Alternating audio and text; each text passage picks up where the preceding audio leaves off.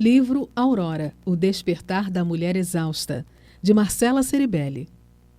Parte 1, Exausta. Imagine que você está em uma floresta, sozinha. Escuta um barulho estranho que logo lhe dá um arrepio. Então, presta atenção e tem um leão correndo atrás de você. Que medo! Agora imagine que esse leão é apenas um e-mail que você recebeu. Parece uma comparação maluca? Pois bem, nas duas situações o seu corpo reage da mesma forma. Seu cérebro percebe uma ameaça no ambiente e sua corrente sanguínea é inundada por adrenalina e cortisol, seguida por uma cascata de eventos fisiológicos, desde o aumento da frequência cardíaca até a mudança de atenção para o estado vigilante. Nosso corpo ativa todas essas alterações como aceleramos uma moto antes de uma corrida, preparando-nos para entrar em ação pela nossa sobrevivência. Evolutivamente, nosso corpo ainda não sabe que o e-mail maligno não pode tirar nossa vida. E por essas e muitas outras que todo mundo está ansioso. Vamos lá, todo mundo está ansioso. O texto da folha anterior foi o primeiro monólogo que escrevi para o Bom Dia Óbvios. O episódio 1 do programa foi ao ar no dia 19 de maio de 2019. Com a comunicadora e amiga querida Luísa Brasil, abordamos uma companheira minha de longa data, a ansiedade. Minha história com a ansiedade não termina como uma cena final de filme, como uma câmera abrindo um enquadramento aos poucos e eu me encontrando em um retiro espiritual. Enfim, livre de qualquer taquicardia. Na verdade, talvez ela não tenha fim. É provável que a ansiedade seja uma personagem fixa na narrativa da minha vida. É por isso que imploro a você que não espere tirar desse capítulo fórmulas mágicas de como curar ou eliminar sua ansiedade. Honestamente, não sei se é possível alguém acabar de vez com ela, mas sei que entre altos e baixos aprendi a conviver com a minha e até consigo controlá-la em alguns momentos. Para mim, isso só foi possível depois que entendi a diferença entre ansiedade e estresse, o que para o começo de conversa ajudou a mudar drasticamente a minha relação com o segundo. Parece besteira, mas aprender a chamar as coisas pelos nomes certos pode ser revolucionário. Tive a oportunidade de entender isso na prática quando conheci o trabalho da neurocientista e pesquisadora americana Emily Nagoski, que escreveu junto com a sua irmã gêmea, Amélia, o livro Burnout, O Segredo para Romper um Ciclo do Estresse. Até hoje, vejo muitas pessoas usando os termos como sinônimos, e eu mesma, antes de ler esse livro, não sabia dizer a diferença. Então, vamos à semântica das palavras. O estresse é a resposta biológica a qualquer coisa que o cérebro perceba como ameaça, os chamados estressores. Eles podem ser externos, como uma demissão, um conflito com uma pessoa que você ama ou até um ônibus que não parou quando você fez sinal. Os internos, como a autodepreciação, o perfeccionismo e, é claro, nossa amiga autocrítica. Além disso, lidamos com os estressores de maneiras diferentes, dependendo se não controláveis ou estão totalmente fora do nosso controle. Então, continuando a analogia do meu primeiro monólogo no podcast, imagine que você começou a correr do leão desesperadamente. De duas uma, ou virou um jantar com gosto de ácido e hialurônico, só eu? Ou conseguiu escapar correndo, escorrendo-se ou encontrando um abrigo. O momento em que você olha ao redor e dá um grande suspiro de ufa é bioquimicamente o final de um ciclo completo de respostas ao estresse. É quando você consegue enviar ao corpo a mensagem de que está, enfim, segura. Logo chegarei às ferramentas que temos à disposição para isso, mas para não torturar sua ansiedade, dou um spoiler. Uma delas começa com a chapinha e termina com a endorfina. A ansiedade, por sua vez, é a experiência de estresse contínuo, que é desproporcional ao estressor e continua muito depois que ele desaparece. Obviamente, as duas coisas estão bastante relacionadas, mas nem todos que sofrem de estresse experimentam ansiedade. Eu e os outros quase 20 milhões de brasileiros, infelizmente, sim. Segundo a doutora Nagoski, nosso grande erro ao lidar com o estresse é não levar em consideração que ele é um ciclo. Como todos os processos biológicos, pense em sua digestão. Ele tem um início, um meio e um fim. Se conseguirmos passar por todo o ciclo de resposta ao estresse, chegando ao fechamento dele, com essa consciência, permaneceremos saudáveis. Esse processo está por trás de todas as variantes da mensagem enviada ao cérebro de que você não está segura, que gera sensações como preocupação e medo. Mas também está por trás da raiva, irritação, aborrecimento, frustração, fúria. E, em grande parte, está por trás da paralisação que caracteriza a depressão.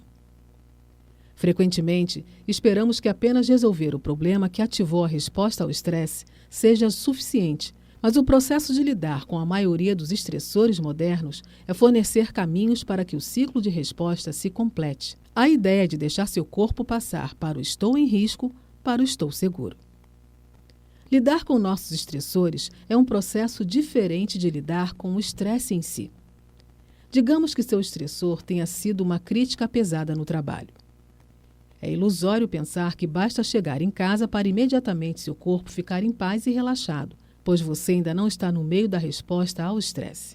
Mesmo que tenha lidado com o estressor, saindo do trabalho e se afastando de pessoas que fez a crítica, seu corpo ainda precisa que você lide com o estresse em si, que é a maneira como a crítica bateu em você, para fechar o ciclo de resposta. No livro Talvez Você Deva Conversar com Alguém, da psicanalista Lori Gottlieb, li a descrição perfeita de uma clássica situação, a qual, uma vez consciente dela, evito ao máximo repetir. Era comum chegar em casa ao final de um dia de trabalho, carregando toda a carga de estresse que tinha passado naquele dia. Pense, meus estressores ficaram para trás, mas o ciclo estava em pleno andamento. As duas reações que eu chamava apenas de briga de casal foram nomeadas pela psicanalista como projeção e identificação projetiva. Na primeira, eu geralmente atribuía minhas crenças ao meu parceiro. Estava totalmente irritada e, assim que o via, questionava: aconteceu alguma coisa? Você está irritado? Basicamente projetando aquele mau humor que era o meu mesmo. Prato cheio para uma briguinha chata. Já na segunda, por favor, não me ache uma pessoa ruim. Era clássico eu acabar despejando toda a minha emoção nele, que passava a ficar irritado. Lori compara a identificação projetiva a jogar uma batata quente para as mãos alheias. Você já não precisa sentir sua raiva, pois passou o sentimento adiante. Não dá para dizer que o ciclo do estresse se encerra aí, porque ele gerou um novo ciclo. Aprendi que, pela harmonia da convivência, esses momentos de desencontro emocional precisam ser equalizados. Então, assim que chego em casa, dou um oi rápido, vou tomar banho e ouvir um podcast, sentir-me cheirosa e desconectar do celular. Aí sim consigo equilibrar as energias, passar as maiores interações. Pode até parecer bobo à primeira vista, mas boa parte das vezes em que você diz que teve um dia ruim, o que aconteceu foram 5 minutos de estresse em um ciclo mal resolvido que destruiu o restante do dia. Uma vez que, com exceção da minha mãe, em uma reportagem nos anos 90, chegaremos lá logo mais. Dificilmente somos perseguidos por felinos de 150 quilos. Nossos estressores tendem a ser coisas que não ameaçam realmente nossa vida, pelo menos não a curto prazo. O otário do Twitter não vai matá-la, mas elevar a sua resposta ao estresse sem oferecer a oportunidade de completar o ciclo.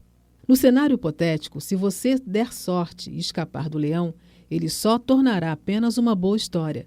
Já no cenário bastante realista do infeliz do Twitter, que atira do sério, há uma chance razoável dele continuar voltando à sua lembrança, mesmo que você saia das redes sociais, como uma fera que não conseguiu derrotar. Portanto, caminhamos com algumas décadas de ciclos incompletos de respostas ao estresse em nosso corpo e esperam apenas que sigamos em frente e façamos o que precisamos fazer. Em nossa conversa sobre ansiedade na estreia do podcast, em 2019, ou seja, em tempos pré-pandêmicos, minha colega Luísa Brasil deu ideias para combater os ciclos incompletos de estresse. Ela ressaltou a importância de criarmos rituais como uma maneira de delimitar o poder que o mundo digital tem sobre nós, já que, não raro, a predominância dele em nossas vidas está acompanhada de angústias e frustrações. A gente está deixando o digital nos abocanhar, quando deveria ser o contrário. Ele era para ser um grande aliado. A gente tem que domá-lo. Por isso, sou a favor da construção de rituais como exercício físico, um chazinho, hora certa para acordar, momentos certos de acessar o celular, mesmo para quem trabalha com a internet. A minha primeira crise de ansiedade não foi exatamente diagnosticada. Só bem depois que aconteceu fui entender que existia um nome para aquela sensação de que a cama ia me sugar e a qualquer segundo eu poderia morrer. A crise possivelmente resultou de 4 meses sem descanso. No meu desespero para fazer valer a mudança do Rio para São Paulo e ser bem-sucedida nessa cidade, logo aprendi. As pessoas mal almoçavam para poder trabalhar mais. Topei um projeto sabendo que passaria esse longo período sem finais de semana. Na época eu trabalhava com produção audiovisual, então estamos falando sobre diárias de filmagens que começavam às 7 da manhã e iam até às 2 da manhã do dia seguinte. Nesse momento da minha vida, eu ainda não tinha aprendido a dizer não para algumas furadas fantasiadas de oportunidade. A voz interna da impostora me garantia que deixar de aceitar absolutamente tudo o que aparecesse seria o início do meu fim. Hoje sei reconhecer quando minha ansiedade me acorda no meio da noite, até porque a situação é sempre um pouco parecida.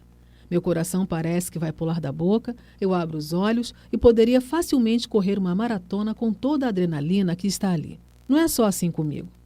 De acordo com o DSM-4, Manual de Diagnóstico e Estatística de Transtornos Mentais, as reações fisiológicas de um ataque de pânico incluem alterações respiratórias, aumento de frequência cardíaca e da temperatura, tontura, sudorese, tremedeira, náusea e contração muscular. Além dos sintomas fisiológicos, o manual apresenta os impactos psicológicos de um ataque de pânico: preocupação, sensação de falta de realidade, perda de controle e medo como um todo. Um estudo de 2011, conduzido por especialistas de 3 universidades americanas, monitorou por 24 horas 13 pacientes que sofriam de ataques de pânico. Segundo os resultados, mesmo os ataques inesperados apresentam alterações fisiológicas quase 45 minutos antes da crise, que dura em média 8 minutos. Gosto de ter noção desse tempo médio de duração para usar como estratégia quando estou em meio a uma crise. Primeiro lembro que vai passar, porque já passou tantas outras vezes. Depois, tento tirar o foco dos sintomas, distraindo a mente com a técnica 5, 4, 3, 2, 1. Recentemente precisei utilizá-la durante uma aterrissagem no Rio de Janeiro, quando uma turbulência fez aquela máquina gigantesca parecer uma folha de papel ao vento, para então arremeter de forma brusca. Imagine a sensação. A aeronave está quase pousando e decola de novo. De repente, com aquele impulso selvagem que parece que a gente vai pular para fora dela. Caótico, né? Pois é. Basicamente assisti um dos meus maiores pesadelos. Essa técnica consiste em listar mentalmente 5 coisas que posso ver, 4 coisas que posso tocar, 3 coisas que posso ouvir, 2 coisas que posso cheirar, 1 coisa cujo gosto posso sentir. Essa técnica de aterramento é muito boa porque nos tira da fantasia da ansiedade e nos traz de volta à realidade com estratégias sensoriais, forçando a respiração a diminuir.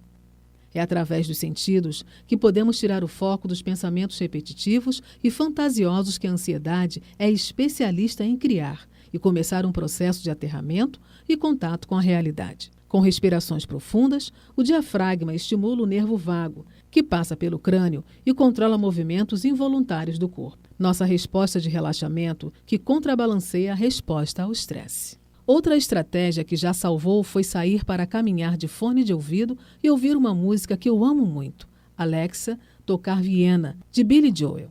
A ansiedade mente pra gente. Faz achar que nosso valor está diretamente conectado a conquistas profissionais. Faz a gente confundir a exaustão com a falta de força de vontade. Tortura-nos com a crença de que estamos atrasados para a nossa idade e até nos leva a sofrer para acreditar que as pessoas que mais amamos não se importam genuinamente com a gente. Mas a sua pior mentira é nos convencer de que um erro vai nos definir para toda a vida. Minha segunda crise de ansiedade aconteceu em um feriado de finados. Como de costume, o céu estava cinza e caiu uma chuva fina e gelada. Um daqueles dias em que São Paulo distribui melancolia ao seu dispor. Às 9 da manhã, senti uma certa tontura. Minha pálpebra já tremia havia dias. Então, isso me impressionou bem pouco. Minha garganta está fechando? Vou beber água. Fui até a janela, olhei para o céu e respirei. Você está bem. Eu, hein? Só que às 11, minha cabeça já não tinha mais tanto otimismo. Na verdade, a sentença "você está morrendo" passou a ecoar bem alto. Calafrios, coloca o casaco. Que calor! Tiro o casaco. A taquicardia e o braço formigando me convenceram de que eu deveria ir para o hospital. Eu não estou sozinha nessa. Uma pesquisa de 2020, com 2.000 pessoas, concluiu que a média das mulheres empregadas tem síndrome de Burnout aos 35 anos e que 59% das pessoas passaram a trabalhar mais na quarentena do novo coronavírus. Além disso, 70% das pessoas com transtornos de ansiedade são mulheres. Logo eu, que gosto mesmo de passar por despercebida, entrei no Hospital São Camilo, em São Paulo, pedindo pelo amor de Deus para ser atendida rápido. Depois soube que despersonalização é um sintoma da crise. Eu estava me sentindo totalmente fora de mim. Como se pudesse pausar um filme passando na televisão, falei para o segurança: eu estou morrendo, vocês precisam me levar a sério. Na primeira sala, a primeira boa notícia: níveis de glicemia, ok. Na segunda, um ecocardiograma, por 1 minuto me fez lamentar por não usar sutiã. Fui preparada para morrer, não para ficar com os mamilos de fora. Segunda boa notícia: tudo deu certo no coração. Boa para quem? Não lembro exatamente o que o médico falou, mas sei que ele me fez rir. Ao me ver voltando a mim, o Renato, meu companheiro, apertou minha mão. Você está bem, gata? Disse com aquela voz que tem a capacidade única de me trazer para a realidade. Como é bom amar alguém que abraça até com os olhos. Só que, avisada de que eu não tinha nada físico, passei a virar a cabeça em negação e aos prantos dizia repetidamente: se eu não tenho nada, é pior ainda. O que está acontecendo comigo? Mais uma senha, mais uma TV com a trilha sonora na sala de espera. Homenagens para aqueles que já se foram. Chove em São Paulo. Trânsito na saída do feriado. O que eu tenho, meu Deus? Na terceira sala, encontrei uma psiquiatra, uma mulher que não deveria ser muito mais velha do que eu, com a expressão de senta aqui, vem. Ela me explicou que já chegou em seu turno preparada para receber pessoas como eu, que feriados são os dias mais comuns para crises de pânico. Isso porque é comum descarregar adrenalina no corpo a certa hora do dia, e em dias da semana transformamos essa adrenalina em produtividade. Mas o corpo não sabe quando é feriado, então cumpre os costumes, assim como a chuva de finados. Dispara adrenalina mesmo quando você não precisa dela, liberando emoções acumuladas. Sem saber o que fazer com aquilo, a sensação de morte é iminente e arrebatadora. A celebrada dançarina e coreógrafa americana Agnes Mille tinha razão quando disse, em uma entrevista, que não soam trombetas quando momentos decisivos estão acontecendo em nossa vida. O destino se deixa conhecer silenciosamente. Por isso, quando a médica me perguntou como era a minha relação com exercícios físicos, eu não fazia ideia de que ali nasceria Chapadinhas de Endorfina, plataforma de conteúdo que ressignifica nossa relação com atividades físicas. Respondi que sempre fui ativa, mas que, especialmente no mês anterior, não tinha tido tempo para me exercitar. Ela me pediu para, dali em diante, tratar a atividade física como meu combate diário contra a ansiedade. Emily Nagoski ficaria orgulhosa dessa recomendação. Segundo ela, a atividade física é a estratégia mais eficaz para completar o ciclo de resposta ao estresse e recalibrar o sistema nervoso central para um estado de calma. Teremos a parte 3 inteira para falar sobre isso. Mas se você precisava de uma deixa para fechar este livro e ir se mexer, ela chegou. Eu espero você voltar. Caso esteja com preguiça ou apenas cansada, a segunda estratégia mais eficaz para vencer o ciclo de estresse são as conexões humanas. Pense em nossas versões da caverna. Definitivamente, o maior sinal de que estávamos em segurança era retornar ao local onde vivia a nossa tribo. Agora pense nas pessoas que são como lares emocionais, aquelas que, quando estão por perto, você sabe que pode baixar a guarda, expor suas vulnerabilidades, confiar seus segredos. Aquelas com quem você se sente segura. Os humanos não foram feitos para realizar grandes coisas sozinhos. Somos construídos para fazê-los em grupo. Quase uma espécie de colmeia. Escrevem as irmãs Nagoski em Burnout, o segredo para romper com o ciclo de estresse. Um braço de 20 ou um beijo de 6 segundos diz ao nosso corpo que, enfim, estamos fora de risco. Nossos hormônios mudam, nossa frequência cardíaca diminui e reconhecemos que nosso corpo é um lugar seguro para estar. Claro, não temos que viver em um estado de conexão constante. somos construídos para oscilar de autonomia à conexão e vice-versa. O tempo gasto em nossa bolha de amor nos renova para que estejamos bem o suficiente para sair para o mundo. Que fique extremamente claro que aqui não estamos falando apenas de relacionamentos amorosos. A cada dia, tenho mais certeza de que as amizades são mais importantes do que eles e que meus amigos são como família. Quanto antes reconhecermos nossas amizades como uma fonte de afeto em vez de depositar todas as expectativas no amor romântico, melhor será nosso entendimento de que ser solteira não é ser sozinha. Como disse Nagoski, são importantes os momentos de conexão social para poder curtir nossa solitude, ou seja, ter equilíbrio. A Escola de Medicina de Harvard concorda. Segundo um artigo publicado por lá, apoio social é a peça-chave para completar nosso ciclo de resposta ao estresse. Ainda não está claro por quê, mas pessoas que cultivam relacionamentos íntimos com família e amigos, mantendo uma rede social de intimidade e carinho, conseguem lidar melhor com momentos de estresse crônico e crise. Tudo isso está relacionado, inclusive, ao nível de longevidade. Quer viver mais? Cuide das suas relações. E aí, gostou do primeiro capítulo? Se você gostou, imagine o segundo, hein? Vai estar melhor ainda. Então, se você gostou do primeiro, curte, comente, e compartilhe com um amigo ou uma amiga. Vou te dar um spoiler do segundo capítulo. Olha só, sobre o medo e a coragem.